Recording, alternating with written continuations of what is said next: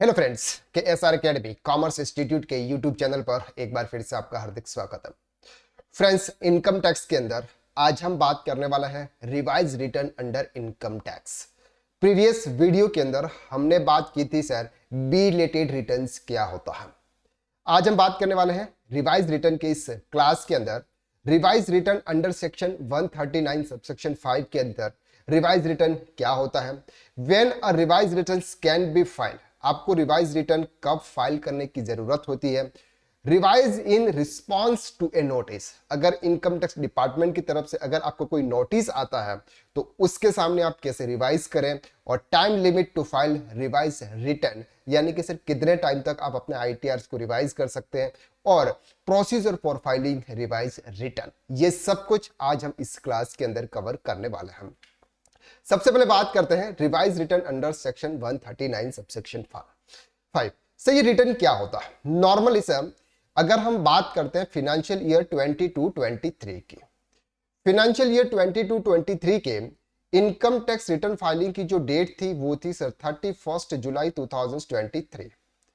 That means कि 31 जुलाई 2023 तक हम बिना किसी लेट फीस के, बिना किसी पेनल्टी के इनकम टैक्स रिटर्न फाइल कर सकते थे एक इंडिविजुअल के केसेस की अगर हम बात करें। अब सर आपने ये रिटर्न फाइल कर दिया, लेकिन जल्दी जल्दी में अगर आपने रिटर्न फाइलिंग करते समय या फिर आपको सही तरह से आइडिया नहीं था कि इनकम टैक्स रिटर्न कैसे फाइल कर रहे हैं, आप फर्स्ट टाइम रिटर्न फाइल कर रहे थे और उस समय आपसे कुछ मिस्टेक हो गई। अब उस मिस्टेक की वजह से आपको बाद में पता चला कि सर इस रिटर्न में तो मिस्टेक हो गई है, अब क्या करें, तो आप इस रिटर्न को रिवाइज कर सकते हैं। आप इस रिटर्न को रिवाइज कर सकते हैं, उसका भी कुछ क्राइटेरिया है, उसकी कुछ कंडीशंस है और उसकी कुछ लास्ट डेट है जो कि हम यहां पर आगे कवर करते हैं। Section 139 subsection 1 of the income tax act allow the taxpayer to revise their original return if after filing the returns they find error if they have failed to report any income or expenses. That means कि sir उन्होंने जो अपना original return का मतलब होता है कि sir साल में हमको एक बार रिटर्न फाइल करना होता है, वो एक बार रिटर्न अगर आपने फाइल कर दिया, इसमें अगर आपकी कुछ मिस्टेक हो गई, कोई करेक्शन करना है तो आप यहां पर रिवाइज कर सकते हैं। Tax payer allow, government sir आपको अलाउ करती है। Further, if the departmental had issued any notice then the taxpayer has to option to submit the revised written response to the notice. अगर सर इनकम टैक्स डिपार्टमेंट अगर आपको किसी भी type का कोई नोटिस भेजती है और उस नोटिस के अगेंस्ट में आप अपने रिटर्न को रिवाइज करके वो जो नोटिस में जो उन्होंने बोला हुआ था उसका सॉल्यूशन आप वहां पर दे सकते हैं। However, there are certain points that the taxpayer should keep in mind while revising the return. Sir आप रिवाइज रिटर्न तो कर सकते हैं, रिवाइज रिटर्न कर सकते हैं, लेकिन सर आपको कुछ पॉइंट्स ध्यान रखने हैं कब आप रिटर्न रिवाइज कर सकते हैं। सबसे पहला, the revise return will be substitute the original return once it's file. Sir आपने जो भी ओरिजिनल रिटर्न आप फाइल किया होगा उसका सब्सटीट्यूट होगा, उसकी कॉपी होगी। मतलब सर उसकी जो मेन जो डिटेल्स आपने जो फिलअप करी है वो डिटेल्स तो आपकी बहुत कुछ तो रहने वाली है, उसमें कुछ अपडेशन होगा। अगर आप ये मान के सकते पहले आपने सर कुछ और इनकम्स दिखाई थी, इस बार अगर आप पूरा अलग से अगर कुछ भी इनकम दिखाते हो ऐसा नहीं चलेगा। While revising the return can make sure select in file section 139 subsection 5. Sir जब भी आप अपने रिटर्न को रिवाइज करें उसका एक सेक्शन है जो कि हम अभी आगे प्रोसीजर में देखेंगे कि आपको वो वाला सेक्शन आपको जरूर सेलेक्ट करना है। Enter the details of the original returns. Before filing the revised return, ensure that original return is simply e-verified. Sir हमने पहले एक दो वीडियोस पहले हमने एक डिस्कार्डेड रिटर्न्स के बारे में हम भी आपने आपको बताया था। वो वाला वीडियो अगर आपने नहीं देखा है, डिस्कार्डेड रिटर्न्स भी इनकम टैक्स की तरफ से आ चुका है, वो अगर आपने नहीं देखा है तो आप वो सर प्रीवियस में आप देख लीजिए, इनकम टैक्स की प्लेलिस्ट की सीरीज में आपको वो वीडियो मिल जाएगा। अब यहां पर हम बात करते हैं सर कि ये रिवाइज रिटर्न और डिस्कार्डेड रिटर्न्स के बीच में क्या डिफरेंस है। डिस्कार्डेड रिटर्न सिंपली ये होता है कि सर अगर आपने अपने रिटर्न्स को ई वेरीफाई नहीं किया तो आप डिस्कार्ड रिटर्न के आप फ्रेश रिटर्न फाइल कर सकते हो। लेकिन अगर आपको रिवाइज रिटर्न करना है, अब रिवाइज रिटर्न में आपको आपका आईटीआर वेरीफाइड होना चाहिए। आपने अपने आईटीआर को आधार ओटीपी के से या फिर किसी भी मोड से आपने उसको वेरीफाई कर दिया है तो ही सर आपका आईटीआर रिवाइज होगा। Okay, even if the return is filed after the due date, belated return, revise return can be file of such belated return.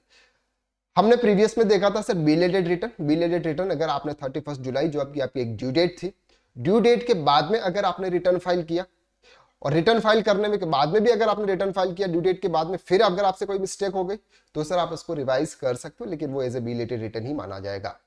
The taxpayer can revise their ITR even if the original belated return has been proceed.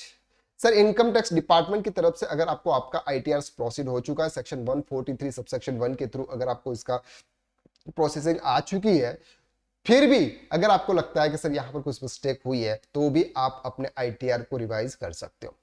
It is mandatory to e verify the revise return within 30 days of the filing the same. Sir जैसे हम original return file करते हैं, original return को हमको 30 days के अंदर ई verify करना होता है, एज इट इज आप ये जो भी रिवाइज रिटर्न आप फाइल करो उसको भी आपको 30 डेज के अंदर वेरीफाई करना है। पहले सर इसकी जो डेज थे वो से 120 डेज थे, यानी कि आपको 3 महीने के अंदर उसको वेरीफाई करना था, लेकिन अब सर वो आपका डेट, आपकी जो डेज है वो आपके थोड़े से रिड्यूस होकर 30 डेज हो गए। अब आपको आपके आईटीआर को 30 डेज के अंदर वेरीफाई करना है। तो यहां पर ये कुछ कंडीशंस थी। अब बात करते हैं when a revise returns can be filed. Sir आप अपना आईटीआर रिटर्न कब रिवाइज कर सकते हैं? The rectify personal details like residential status, address details, bank details, Aadhaar numbers, email, mobile, nature of business code act. Sir अगर आपने return में अगर कोई गलत एंट्री, जैसे आपको एड्रेस चेंज करना है, बैंक डिटेल्स अगर आपको आपने पोस्ट कर दिया, आपका बैंक अकाउंट फ्रीज हो गया और आपका अगर रिफंड आने वाला हो, तो ऐसी सिचुएशन में आप अपना रिटर्न रिवाइज कर सकते हो। If the taxpayer has filed ITR using incorrect form. Sir अगर आपको आईटीआर 1 फाइल करना था, आपने गलती से आईटीआर 4 फाइल कर दिया, या फिर जो भी आपकी सिचुएशन है, अगर आपने गलत फॉर्म फाइल कर दिया तो भी आप अपना आईटीआर रिवाइज करके आप करेक्ट फॉर्म करके आप फाइल कर सकते हो। If the taxpayer has missed reporting any additional income, foreign income और फॉरेन एसेट्स। सर अगर आपकी ऐसी कोई एडिशनल इनकम थी जिसको आप शो करना अगर आप भूल गए तो भी आप कर सकते हैं। If any incorrect deductions has been claim in the original ITR file. Sir अगर आपने गलती से कोई डिडक्शंस ले लिए या फिर जानबूझकर डिडक्शंस लिए, लेकिन बाद में आपको पता चला कि अगर सर इसका नोटिस आ सकता है, स्क्रूटनी आ सकती है, स्क्रूटनी के सामने हमको सर जवाब देना पड़ेगा, ऐसे क्वेश्चन अगर आपके माइंड में आते हैं, तो आप अपना रिटर्न रिवाइज करके जो भी आपने इनकरेक्ट डिडक्शंस लिए आप उसको रिड्यूस करके आप अपना फिर से आईटीआर फाइल कर सकते हैं। ओके, अब बात करते हैं sir revising in response to a notice. अब सर इनकम टैक्स डिपार्टमेंट अगर किसी रीजन की वजह से अगर आपको कोई नोटिस भेजता है, अब उस नोटिस का अगर आपको रिप्लाई करना है, तो वो नोटिस का रिप्लाई आप as a revise return file करके भी कर सकते हैं। कैसे? If you file belated income tax return with carry forward losses. Sir अगर आपने बिलेटेड रिटर्न फाइल किया, बिलेटेड रिटर्न के अंदर हमने बोला था कि सर अगर आप ड्यू डेट के बाद अगर आप रिटर्न फाइल करते हैं तो आप हाउस प्रॉपर्टी के लॉसेस के अलावा किसी भी लॉसेस को आप नेक्स्ट ईयर कैरी फॉरवर्ड नहीं कर सकते। लेकिन अगर आपने बिलेटेड रिटर्न के अंदर भी अगर आपने कैरी फॉरवर्ड ऑफ लॉसेस अगर आपने दिखा दिया, you will receive A notice under section 143 subsection 1 close A clause. इसके थ्रू सर आपको इनकम टैक्स डिपार्टमेंट एक नोटिस भेजेगा और उस नोटिस को रिजॉल्व करने के लिए, resolve this the tax payer should file revise return after the rectifying the error. इसके बाद सर आपको ये जो एरर आपसे हुई है या जो आपसे मिस्टेक हुई है, आप उसको एज ए रिवाइज रिटर्न के थ्रू आप अपनी ये मिस्टेक को सॉल्व कर सकते हैं।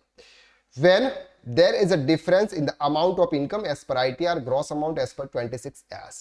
सर आपके 26S के हिसाब से आपकी इनकम कुछ और आ रही है और आपने अपने ITR के अंदर कुछ और इनकम दिखाई है, इन दोनों का जब मिसमैच होता है तो आपको सेक्शन 139 सबसेक्शन 9 के थ्रू आपको इनकम टैक्स डिपार्टमेंट नोटिस भेजता है और उस नोटिस का सॉल्यूशन आप रिवाइज रिटर्न के थ्रू आप कर सकते हो। आप 26AS के हिसाब से आप अपने रिटर्न को फाइल कर सकते हो।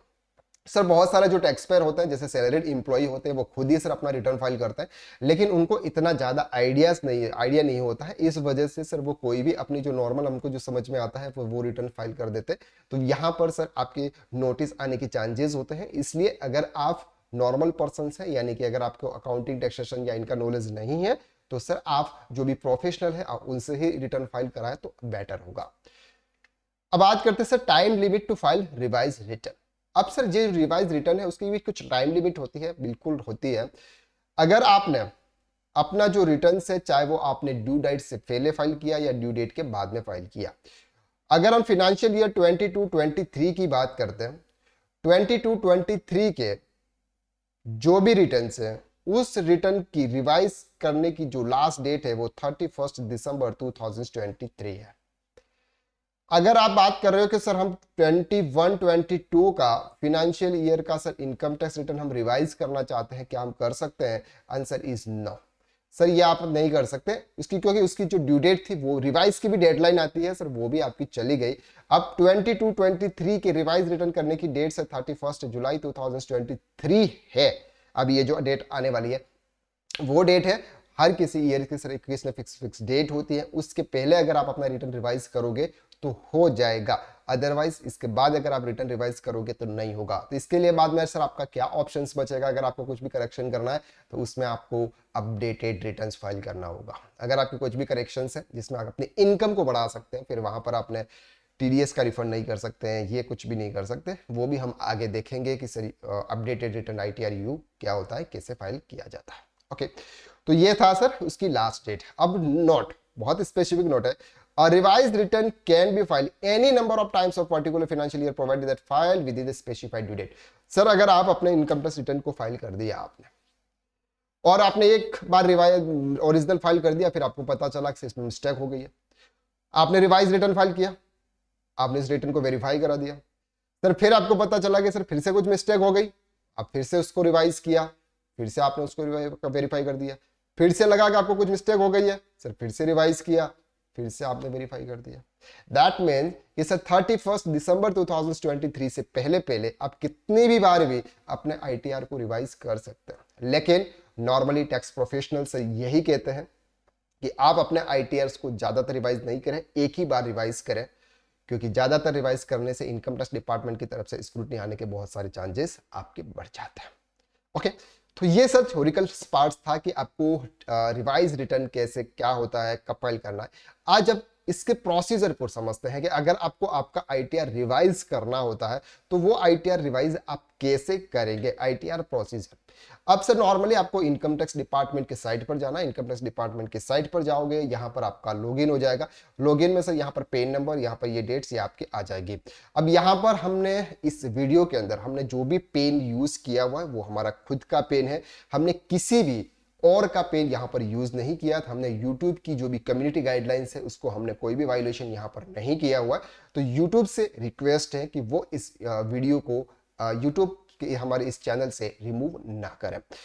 अब सर हम पोर्टल पर चलते हैं, इनकम टैक्स पोर्टल पर। सर ये हमारा इनकम टैक्स पोर्टल है। जैसे ही आप इनकम टैक्स पोर्टल पर जाओगे सर, आपने आपका ये जो आईटीआर से वो आपका प्रोसेसिंग कंप्लीशन 8 जुलाई 2023 को सर हमारा कंप्लीशन हो गया था। अब सर हमारी डेट अभी 7 दिसंबर 2023 है, जिस दिन हम ये वीडियो रिकॉर्ड कर रहे हैं उस दिन। अब हम सर इस आईटीआर को रिवाइज कर सकते हैं। अब इस आईटीआर को रिवाइज करने के लिए एक ऑप्शन आपका यहाँ पर आता है सर, फाइल रिवाइज रिटर्न। तो फाइल रिवाइज रिटर्न के अंदर जाएंगे, यहाँ पर आपको फाइनेंशियल ईयर सेलेक्ट करना है, यहाँ पर आपको ऑनलाइन सेलेक्ट करना है, देन आपको यहाँ पर कंटिन्यू सेलेक्ट करना है, देन स्टार्ट न्यू फाइलिंग पे जाना है।